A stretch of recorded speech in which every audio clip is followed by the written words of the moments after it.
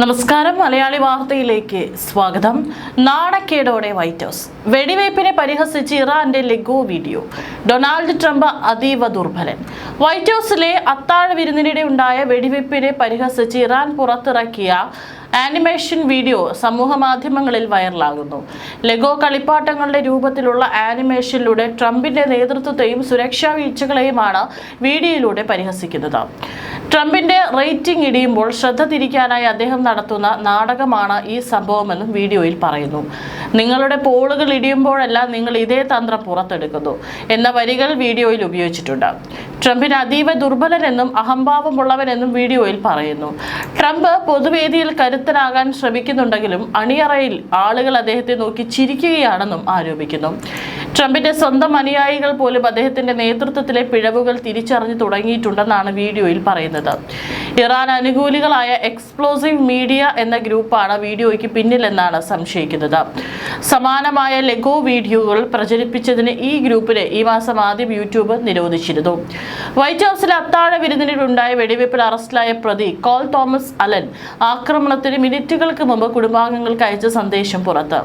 American president Donald ട്രംപിന്റെ ഭരണകൂടത്തിലെ ഉദ്യോഗസ്ഥരെ മാത്രമാണ് താൻ ലക്ഷ്യം വയ്ക്കുന്നതെന്ന് ന്യൂയോർക്ക് പോസ്റ്റ് പുറത്തുവിട്ട സന്ദേശത്തിൽ പ്രതി വ്യക്തമാക്കുന്നു. ഒരു ബാലപീഡകന്റെയും ബലാത്സംഖ്യയുടെയും രാജ്യദ്രോഹിയുടെയും കുറ്റകൃത്യങ്ങളിൽ എന്റെ കൈകൾ പങ്കാളിയാക്കാൻ ഞാൻ ഇനി ആഗ്രഹിക്കുന്നില്ല എന്നും കോൾ അലൻ കുറിച്ചു.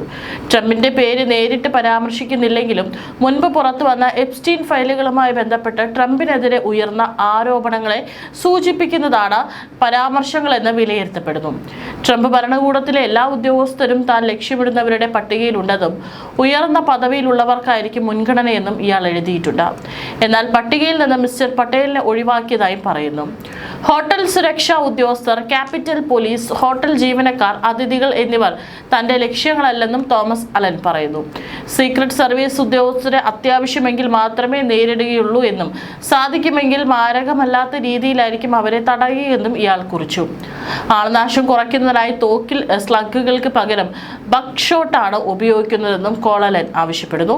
ഒരു നൂറ്റാണ്ടിലേറെ കാലത്തിന്റെ പാരമ്പര്യമുണ്ട് US പ്രസിഡന്റുമാർ പങ്കെടുക്കുന്ന വൈറ്റ് ഹൗസ് കറസ്പോണ്ടൻസ് ഡിന്നറിന്. കഴിഞ്ഞ ദിവസം നടന്ന ഈ അത്താഴ വിരുന്നിന് മറ്റൊരു പ്രത്യേകത കൂടി ഉണ്ടായിരുന്നു. ഡൊണാൾഡ് ട്രംപ് പ്രസിഡന്റായ ശേഷം ആദ്യമായി പങ്കെടുക്കുന്നു. കഴിഞ്ഞ 6 തവണയും ട്രംപ് വിരുന്നിൽ പങ്കെടുക്കാതെ മാറി നിന്നിരുന്നു. മാധ്യമപ്രവർത്തകരുമായി നല്ല സുഖത്തിലല്ല എന്നതായിരുന്നു കാരണം. ഇനി ഈ വിരുന്ന് ചരിത്രത്തിൽ ഇടം നേടുന്നത് ട്രംപിന്റെ പങ്കാളിത്തം കൊണ്ട് മാത്രമല്ല, പ്രസിഡന്റിനെയും അതിഥികളെയും എല്ലാം വിറപ്പിച്ച വെടിവെപ്പിന്റെ പേരിൽ കൂടിയാണ്. അത്താഴ വിരുന്നിനായി പ്രഥമ വനിത മെലാനിയ ട്രംപിനൊപ്പമാണ് ഡൊണാൾഡ് ട്രംപ് വാഷിംഗ്ടൺ ഹിൽട്ടൺ ഹോട്ടലിൽ എത്തിയത്. മാധ്യമപ്രവർത്തകരും സെലിബ്രിറ്റികളും അടക്കം രാഷ്ട്രീയ നേതാക്കളും അടക്കം വിരുന്നിനെത്തിയിരുന്നു. മുഖ്യവേദിയിലെ ഡിന്നർ ടേബിളിലായിരുന്നു ട്രംപും മെലാനിയയും.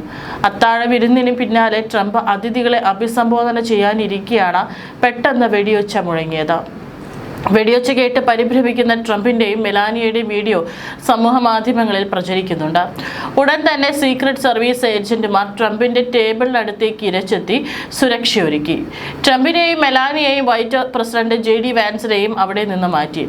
അതിഥികളിൽ പലരും ടേബിളിന് അടിയിലേക്ക് സുരക്ഷയ്ക്കായി ഒളിക്കുന്നതും പുറത്തു വന്ന വീഡിയോ ദൃശ്യങ്ങളുണ്ട്.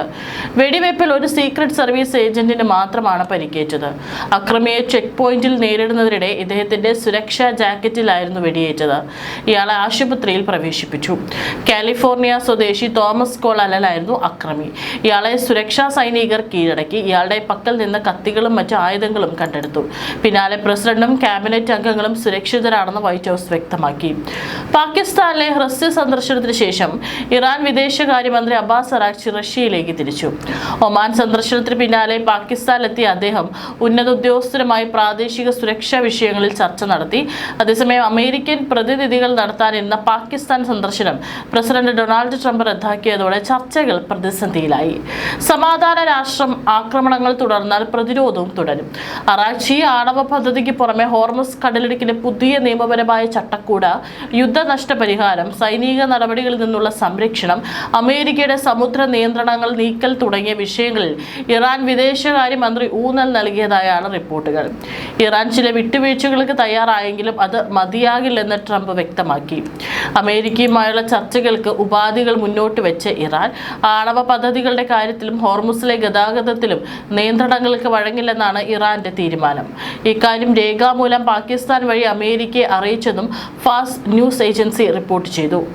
സമാധാനപരമായ ആണവ പദ്ധതി ഉപേക്ഷിക്കില്ല എന്നതാണ് ഇറാൻ മുൻപ് പ്രഖ്യാപിച്ച നിലപാട്. ഹോർമുസ് കടക്കാനും കപ്പലുകളിൽ നിന്നും ഇറാൻ പണം ഈടാക്കാനും തുടങ്ങിയിരുന്നു. ഈ രണ്ട് കാര്യങ്ങളും വിട്ടുവീഴ്ചയ്ക്ക് ഇറാൻ തയ്യാറല്ലെന്നാണ് അറിയിച്ചിരിക്കുന്നത്. അതിനിടെ ഗൾഫ് യൂറോപ്യൻ രാജ്യങ്ങൾ സമവായത്തിനായി നയതന്ത്ര ചർച്ചകൾ സജീവമാക്കി. ഖത്തർ പ്രധാനമന്ത്രി, ഈജിപ്ഷ്യൻ വിദേശകാര്യമന്ത്രി, ഫ്രാൻസ് വിദേശകാര്യമന്ത്രി എന്നിവർ ഇറാൻ വിദേശകാര്യമന്ത്രി അബ്ബാസ് അറാഗ്ചിയുമായി ഫോണിൽ സംസാരിച്ചു. സൗദി വിദേശകാര്യമന്ത്രിയും ഇറാൻ വിദേശകാര്യമന്ത്രിയുമായും സംസാരിച്ചു. American state secretary Marco Rubio UAE വിദേശകാര്യമന്ത്രിയുമായി ആശയവിനിമയം നടത്തി.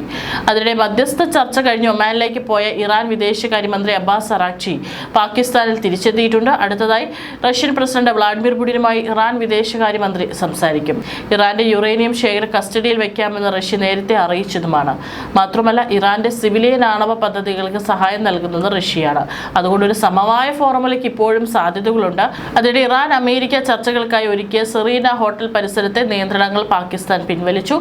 റെഡ് സോൺ മേഖലയും ഒഴിവാക്കി. നേരിട്ടുള്ള ചർച്ചകൾ ഉടനെ അമേരിക്കയും ഇറാനും തമ്മിൽ നടക്കാനുള്ള സാധ്യതകൾ അവസാനിച്ചതോടെയാണിത്. എങ്കിലും നയതന്ത്ര തലത്തിലെ ഊർജിത ശ്രമങ്ങൾ സമാധാനത്തിലേക്ക് വഴിതുറക്കുമോ എന്ന് ഉറ്റുനോക്കുകയാണ് ലോകം.